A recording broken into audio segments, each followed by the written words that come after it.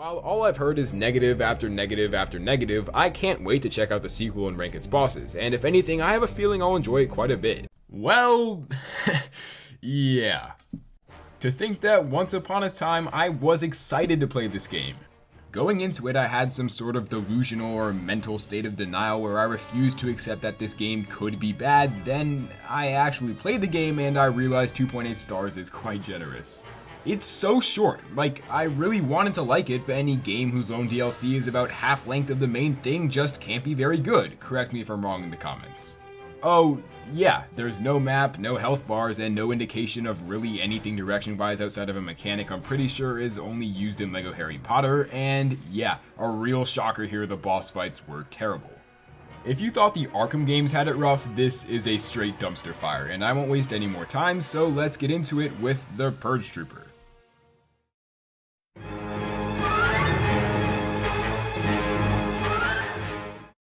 Yeah, you thought I was kidding. If there was ever an example of Telephone in anything outside of the game Telephone, it'd be this. The Carbonite War Droid shows up once, then again, then again, then again, until hell freezes over. He gave me hope. The first time going at him was actually pretty exciting, although with the Warbot showing up multiple times only minutes after the first one, I had cold sweats of nervousness realizing this is what I had to deal with for the rest of the game. I'll try and make it funny. It looks like he's coming on you. Not very funny, but that's actually what I thought at first, like liquid nitricum. Then I snapped out of it, no pun intended, and did some research on the guy, only to find out he was a Carbonite Splooge Lord. It's a pretty awesome idea on paper, spoiled by the repeat action of busting his shield and slicing him to bits 1,000 times over.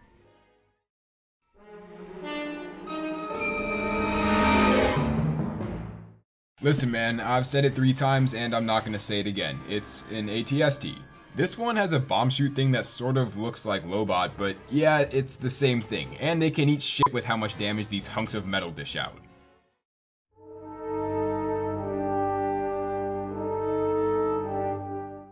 I'm not exactly sure why I thought this, but I was expecting to fight a large all-terrain vehicle at some point.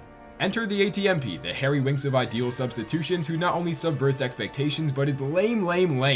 The different ways to rebound the missiles would have been neater had there been like increasing levels of these things, but like the others before it, nothing changes ever and it is the same fight with a different background shot. I like the quick time a lot though. All in favor of making a checklist of how many times I make a positive point in this video? Aye.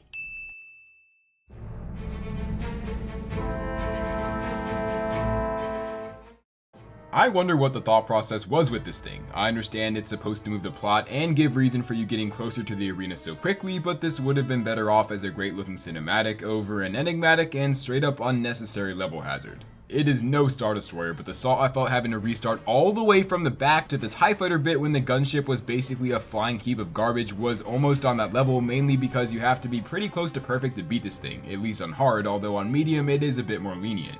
That's not praise though. It being more lenient does not mean it was more fun. I think I deflected more missiles in this level than I've eaten meals in my entire life, with the tram counting for about 9/10 of that stat line. An annoying mechanic made to be the main gameplay loop of a boss is already bad enough, and add on the shitty addition of high damage laser rounds that wipe out the tram in a matter of minutes and you have yourself an absolutely terrible boss. Well, if it's any consolation, at least they included this.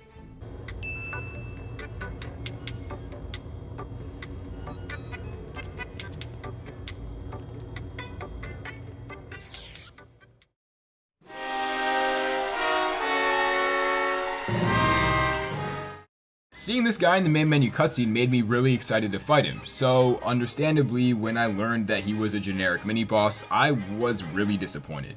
And I'll just kill this joke right here, I'll spit out 3 things I like. So 1, I like how they look like Grievous, 2, that they have the Force, and 3, the quick time is pretty awesome.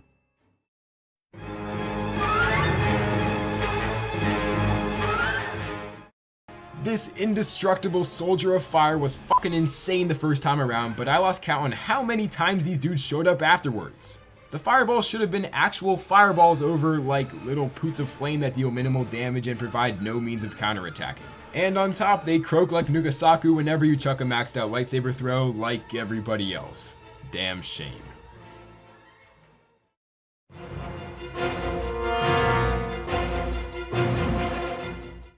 If this was any other game, the Terror Walker would have no business being anywhere other than dead last, yet somehow this thing crawled itself up to the halfway mark. It benefits from being intimidating and having great lead-up ambiance, but the actual gameplay plays like it should have been in Knights of the Old Republic. It's a failed puzzle boss whose arena is way too large to work with the mechanic of running through the entire thing, and there's no way to avoid the various blasts and shots that Terror Walker coughs up thanks to it being like double as fast as you. At least the actual boss is, well, no, you don't even fight. You chop up a limb and beat the schnoz out of its head, and then do it again to finish the job. Love that quick time and cutscene though.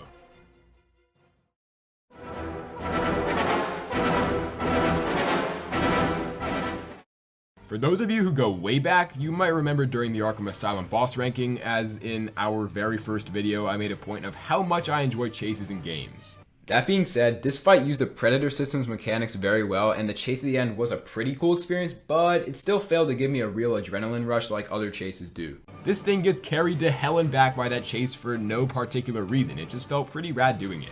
If only to show how putrid and vile these bosses are, this is the exact same thing as the tram minus the TIE Fighter section. Having a mediocre chase as a substitute for a frustrating Electro Wizard cosplay bumped this thing up 4 spots. Mind blown.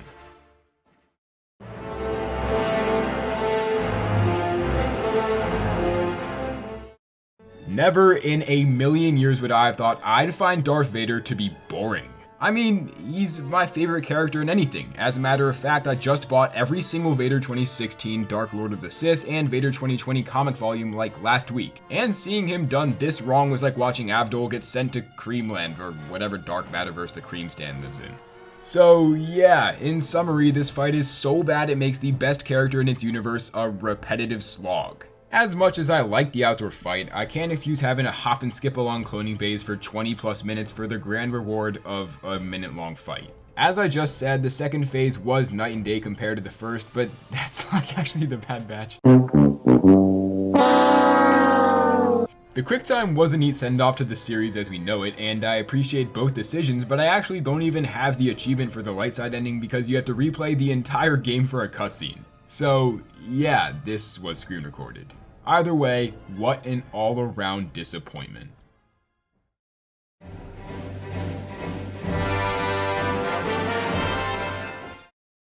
I would have placed my house and abundance of apple stock on a Han Solo and Chewbacca fight being virtually incomparable to Lord Vader.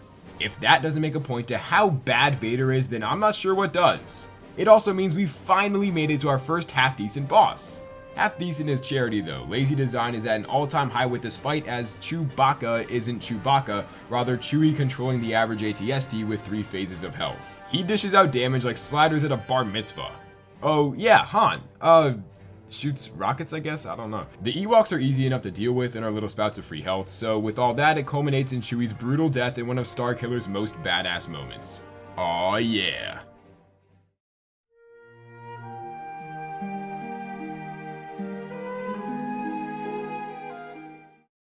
Congratulations to Leia Organa on being the first of 2 bosses in the game to be almost never not fun. Too bad her second phase exists. That thing was the most random filler shit ever. I don't even know what logical explanation there is for it, from an in-game immersion perspective, or just like why it's even a thing. She could have just skipped straight outside from phase 1 into phase 3, you know. I guess it is a different approach, however, the other 3 phases sort of blend into one for me, so a change up no matter how bad probably saved her. Although the first feels a bit different in how much easier it is than the rest, even though she did kinda kick my ass from time to time. I never even realized until scripting this, but take notice how I beat the entire Endor DLC with no green or blue holocrons. Now that's badass, and also explains why Chewie pimp slapped my shit. It still goes to show how easy Leia is overall though. You'd think being base level would put me at a major disadvantage when fighting a post-game boss, but I actually felt equally leveled if anything. In the last 2 phases, Leia's moveset doesn't expand beyond what it was in phase 1, besides how she camps up on top of whatever the things you're fighting in are, and phases 3 and 4 are almost carbon copies of each other to the pixel, except phase 4 has a super realistic lightsaber duel that only furthered my false hope for this game.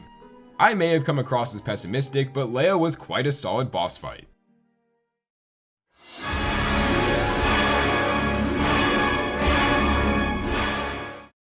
This is one of those bosses who you sort of just instinctively know will be a top dog with only a visual. Reason being, a lot of games that tend to be on the shorter side will pump in dozens of hours to make a generally early on boss who's cinematic, visually unique and intimidating, and above all mechanically complex in comparison to the rest of the game. The Gorog was the main marketing tool pre-launch outside of the obvious Vader and Starkiller content, and unlike a lot of mainstream marketed bosses, he lived up to the hype. You can make analogies or whatever, but I'll shoot it straight. Bosses have to be very engaging and multidimensional to be exciting for more than 8 or so minutes, and the Gorog does so for about 15. But as is the case for bosses who go for that long, each phase feels slightly worse than the previous. End of the world? No. Recency bias included, this has got to be one of my favorite intro sequences ever. The idea of a Jedi being used as a spare gladiator over being simply wiped out by Vader and the Inquisitors, who didn't exist when this game came out anyway, is way more interesting. As the story goes, the more warriors and beasts Kotas slayed, the more desperate Baron Tarko got, climaxing with the Gorog, who even the Neimoidians warned was like taking a rabid pitbull on a walk without a leash. Sure enough, the Gorog got set free and busted up the entire arena. I love how they included the Rancor bit just to show how comically large this thing is, and ironically, Tarko died at the hands of the Gorog shortly thereafter. But before we get there, I'll quickly run over phase 1. I mean, it's pretty simple. He's weak to Force Lightning in the head, and to get him in position, you jolt his restraining devices to get his limbs limp and lock them back up. It feels very similar to Clayface from Arkham City in ways I can only explain as beating the overpowered through being underpowered, lightning like batarangs in a way. And as we head into phase 2, this paves my path for the segue into the quick time. Why on earth wasn't Gorgara like this? As lazy and gross as this game is compared to how polished and glossed Fallen Order is, it's curious how little effort Gorgara had put towards her. Back to Gorog, obviously just due to its size and in-turn strength, there's no physical way Starkiller alone could kill the thing, so Kotak comes up with the idea of baiting the half-sentient giant into breaking the chain links holding up the arena. In summary, it's basically a bunch of varying parkour bits that all lead to the same combat as phase 1, just shorter and less damaging. At least phase 3 is a strong closer. I got really frustrated because Force Lightning wasn't working. I would have a perfect run and Kota would still end up like a bag of milk until I realized you can chuck your sabers. This makes it way easier. I did it first try, while in comparison, well, I guess it's impossible, so that's sort of an unfair advantage. It was satisfying seeing my theory that you kill him by means of falling to the surface come to reality, making the already fascinating Gorog even more great. Usually we enjoy the games we rank on this channel, but I'll admit I set myself up for disaster with this one. It never feels right to rank a game without doing its sequels or prequels, so the satisfaction was worth the slog, I'd say.